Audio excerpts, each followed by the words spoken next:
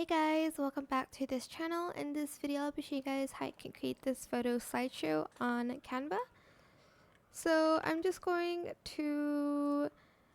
just used some frames. I used 5, but you can make it like any kind of shape or flow you want. I'll just add in some photos in each of the frames here.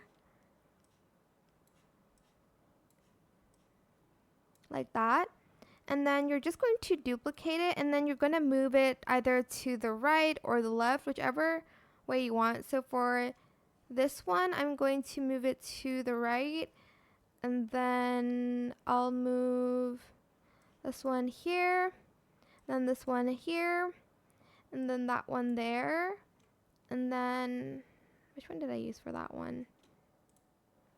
Oh, and then we're going to use that one here, and you're just going to do that a couple of times. I'll just do 3 so I don't waste your time. And then this one here, and then that one there, this one here, and then we have this one here. Once you're done, you're going to add in like a video transition. Why can't I add it? Hold on. Oh, here. Add transition. I just right click. And then you're going to do the match and move one. And then you're going to add it to all of your videos.